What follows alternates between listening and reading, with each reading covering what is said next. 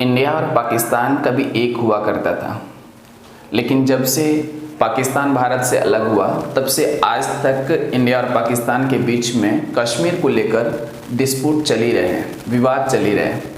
ठीक इसी प्रकार रसिया और यूक्रेन भी कभी एक समय में रसिया का पार्ट हुआ करता था, लेकिन यूक्रेन शीत युद्ध के दौरान रसिया से अलग हो गया।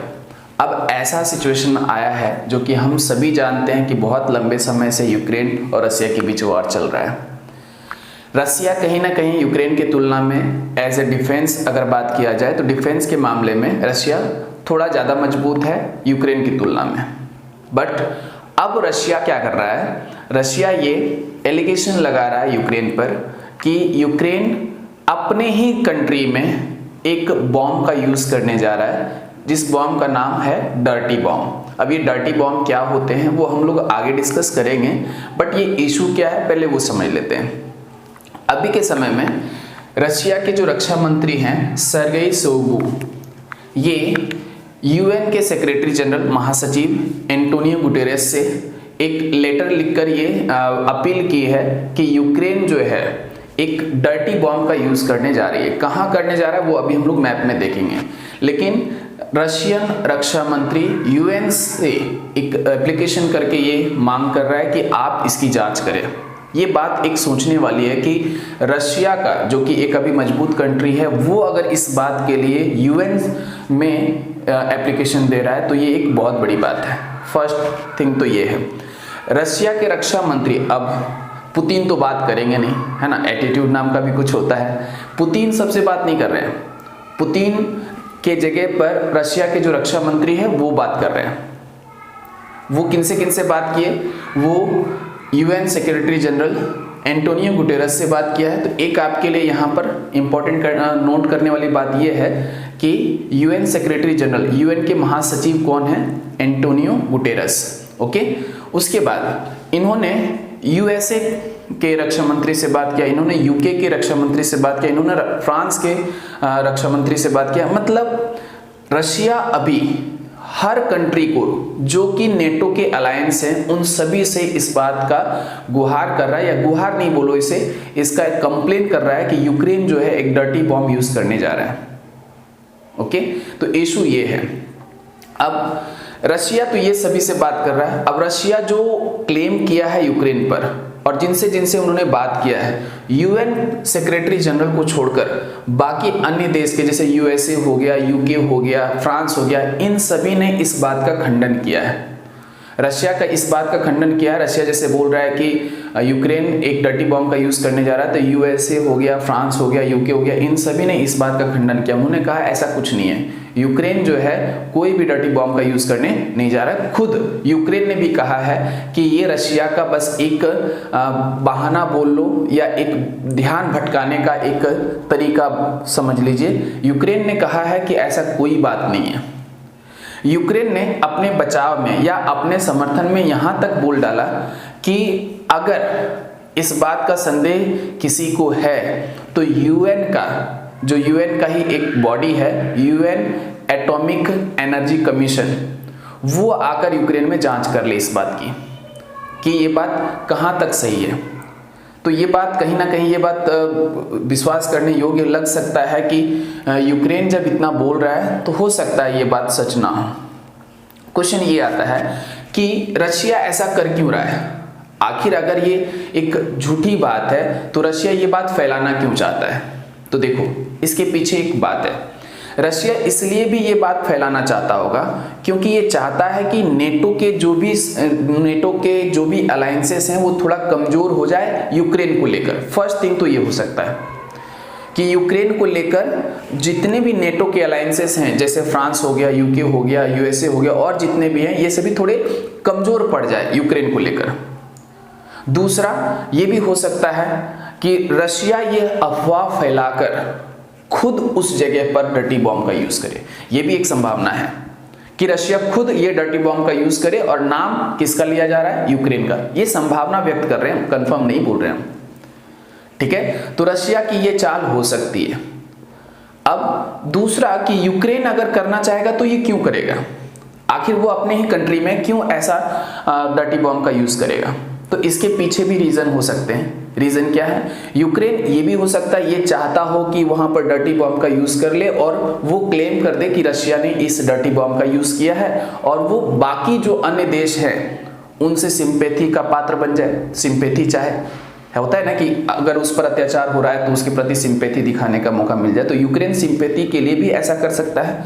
दूसरा ये भी रीजन हो सकता है, जैसे रशिया जो है नेटो के सभी अलायंसेस को यूक्रेन के प्रति कमजोर करना चाहता है, वैसे ही यूक्रेन भी चाहता होगा कि रशिया के जितने भी समर्थन देश हैं, अभी जो समर्थन कर रहे हैं उसको कमजोर किया जाए, रशिया से थोड़ा सा अलग किया जाए। तो देखो यहाँ पर माइंड गेम चल रहा है यूक्रेन और रशिया के। अब ये इसके पीछे कितनी सच्चाई है वो तो आगे ही पता चलेगा। जैसे जैसे ये न्यूज़ एडवांस करेगा, जब कुछ निकल कर आएगा तो हम फिर से वीडियो लेकर आएंगे। बट अब आगे बढ़ते हैं थोड़ा सा। इशू आपको समझ में आ गया होगा, इशू है डर्टी बॉम्ब का। रशिया क्लेम कर रहा है कि यूक्रेन ये बॉम्ब गिराने वाला है, और यूक्रेन कह रहा है कि नहीं, ये हम नहीं गिराने वाले हैं। अगर ऐसा किसी को लगता है तो यूनाइटेड नेशन का एटॉमिक एनर्जी कमीशन जो है वो आकर हमारे कंट्री में चेक कर ले। अब ये डर्टी बॉम्ब का है क्या, डर्टी बॉम्ब होता क्या है, उसके ऊपर चर्चा करते हैं। ओके, देखो सबसे पहली बात है कि क्या क्लेम किया जा रहा है, क्या इशू है। रशिया कह रहा है कि जो रशिया के अंडर में ये जो आप रेड कलर का देख रहे हैं ना, ये पहले यूक्रेन का पार्ट हुआ करता था, लेकिन जब से ये युद्ध शुरू हुआ है तब से अभी तक रशिया इन सब जो रेड कलर का है इन सब क्षेत्रों पर कब्जा कर चुका है। अभी इन क्षेत्रों पर रशिया का कब्जा है। और रशिया क्या कह रहा है? रशिया कह रहा है कि ये जो रेड कलर का जोन है इसमें खैरसून नाम का एक जगह है, इस खैरसून जगह पर यूक्रेन जो है डर्टी बॉम्ब का यूज करने वाला है, जो कि अभी यहाँ पर रशिया का मिलिट्री है। अगर यहाँ पर यूज करना चाहेगा खैरसून में, अगर यूक्रेन यूज करना चाहेगा तो कहीं ना कहीं ये तो यूक्रेन का पार्ट है। वो अलग बात है कि अभी युद्ध चल रहा है तो इस पर अभी रशियन जो मिलिट्री जो है वो अभी पावर किए हुए है, लेकिन वो कहीं ना कहीं यूक्रेन का पार्ट है। ठीक है, तो यूक्रेन, रशिया ये कहना चाहता है कि यहाँ पर खैरसून वाले एरिया में जो है डर्टी बॉम्ब का यूज खुद यूक्रेन कर सकता है। ओके, इशू ये है। अब हम लोग आगे बढ़ते हैं और थोड़ा सा समझते हैं कि डर्टी बॉम्ब होता क्या है। देखो, अगर सही से समझे तो डर्टी बॉम्ब जो है वो कहीं ना कहीं, डर्टी बॉम्ब जो है उसमें नॉर्मल एक्सप्लोसिव यूज किए जाते हैं। नॉर्मल एक्सप्लोसिव यूज किए जाते हैं। नॉर्मल एक्सप्लोसिव क्या है? देखो, नॉर्मल एक्सप्लोसिव का मतलब होता है जैसे नॉर्मल बॉम्ब बनाए जाते हैं ना, नॉर्मल बॉम्ब को बनाने के लिए जनरली यूज किया जाता है डायनामाइट का यूज किया जाता है और टीएनटी का यूज किया जाता है। दोनों एक साथ यूज नहीं करेंगे। नॉर्मल बॉम्ब बनाने के लिए या तो हम डायनामाइट का यूज करेंगे, नहीं तो टीएनटी का यूज करेंगे। ओके, ये बात आप ध्यान रखिएगा कि डायनामाइट एक नॉर्मल बॉम्ब बनाने में यूज होता है और टीएनटी का भी यूज किया जाता है नॉर्मल बॉम्ब बनाने में। ओके, हम टीएनटी में, जो टीएनटी का फुल फॉर्म है, ये आपके एग्जाम के लिए इंपॉर्टेंट है, इसका फुल फॉर्म होता है ट्राई नाइट्रोटोलुइन। आप नोट करके लिख सकते हैं, ट्राई नाइट्रोटोलुइन। और डायनामाइट का होता है नाइट्रोग्लिसरीन।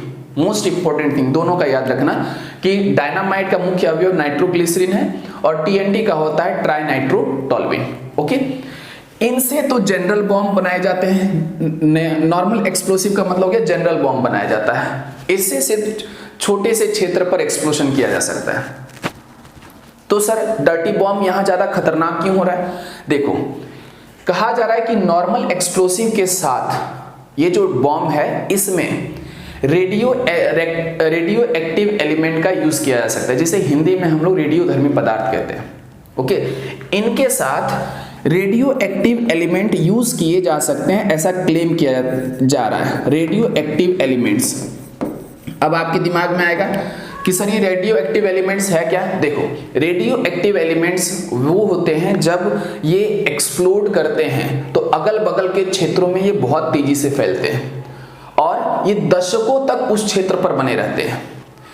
एक अमेरिकन साइंटिस्ट का एक रिपोर्ट था कि 5 केजी टीएनटी का अगर बॉम्ब है और उसमें सिर्फ 9 ग्राम अगर कोबाल्ट 60 मिला दिया जाए, 9 ग्राम सिर्फ, तो एक बड़े से क्षेत्र पर दशकों तक वहां रहने का जगह नहीं बनेगा। मतलब अगर दशकों तक वहां पर लोग रह नहीं सकता। सोच लो, एक बात सोचा जाए कि सिर्फ 5 kg TNT है और उसमें सिर्फ 9 ग्राम अगर आप यूज करते हैं क्या, कोबाल्ट 60 एक रेडियोधर्मी पदार्थ है, अगर इसका यूज करते हैं तो वहां दशकों तक वो जगह रहने लायक नहीं बचेगा। क्यों? क्योंकि उससे बहुत सारी बीमारियां फैलेंगी। आदमी मरेगा नहीं इससे, देखो डर्टी बॉम्ब से आदमी मरेगा नहीं ज्यादा, ठीक है, लेकिन इससे क्या होगा, बीमारियां ज्यादा फैलेंगी, बीमारी ज्यादा होगा, वो जगह रहने लायक नहीं होगा। एक तरह से सोच लो तो आर्थिक हानि ज्यादा होगा। ओके, इससे ज्यादा लोग मरने वाले नहीं है, आर्थिक हानि ज्यादा होगा डर्टी बॉम्ब से। ओके, चलो अब ज्यादा इसमें ज्यादा डिस्कशन नहीं करना है और अगर किसी के मन में ये बात आता है कि डर्टी बॉम्ब क्या सर परमाणु बम के समतुल्य होगा, इक्विवेलेंट है, no, there is a big difference between dirty bomb and atomic bomb. Atom bomb जो है वो एक पर्टिकुलर प्रोसीजर से बनाया जाता है, लंबे समय में बनता है वो, लेकिन डर्टी बॉम्ब जो है वो एक शॉर्ट इंटरवल पर इमरजेंसी केस में बनाया जाता है।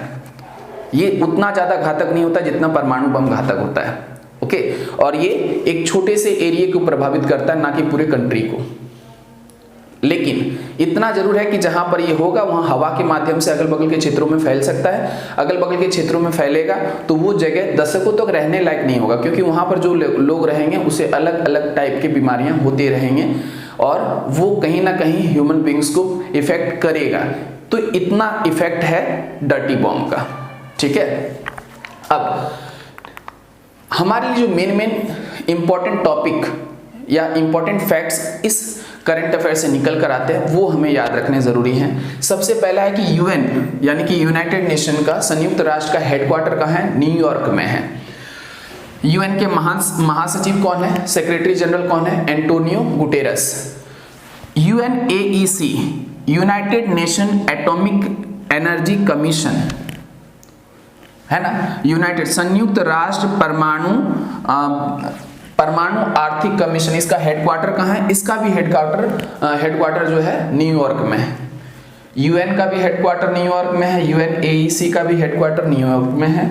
उसके बाद डर्टी बॉम्ब क्या इससे पहले कभी यूज किया गया है, क्या अब तक कभी डर्टी बॉम्ब यूज किया गया? देखो डर्टी बॉम्ब यूज करने के लिए 2 बार ट्राई किया गया था, लेकिन अब तक सक्सेसफुली ट्रायल अभी इसका नहीं हो सका है, कहीं पर इसका इफेक्ट देखने को नहीं मिला है, अभी तक कभी यूज नहीं किया गया है। उसके बाद है एटॉम बॉम्ब किस सिद्धांत पर काम करता है। देखो अब थोड़ा सा आगे हम बढ़े तो ये तो हो गया डर्टी बॉम्ब का कहानी। एटॉमिक बॉम्ब से भी आपके एग्जाम में क्वेश्चन पूछता है कि एटॉम बॉम्ब जो है वो किस सिद्धांत पर कार्य करता है। आपको याद रखना है नाभिकीय विखंडन सिद्धांत पर काम करता है ये। ओके, नाभिकीय विखंडन के सिद्धांत पर काम करता है, न्यूक्लियर फिजन। ओके, इंग्लिश में कहेंगे न्यूक्लियर फिजन के सिद्धांत पर ये कार्य करता है। ओके, डर्टी बॉम्ब में क्या क्या यूज होते हैं मैंने आपको बता दिया। डर्टी बॉम्ब में यूज होते हैं क्या, आपका TNT यूज हो सकता है, उसके बाद डायनामाइट यूज हो सकता है, उसके साथ कुछ रेडियोधर्मी पदार्थ यूज कर सकते हैं, जैसे कोबाल्ट 60 हो गया, उसके बाद सीजियम हो गया और उसके बाद इरिडियम भी हो गया। 3 चीजें यूज किया जा सकता है। आपको मैं दिखा देता हूं, आप याद करके रखिएगा। सीजियम 137 यूज किया जा सकता है, कोबाल्ट 60 यूज किया जा सकता है और इरिडियम 192 यूज कर सकते हैं।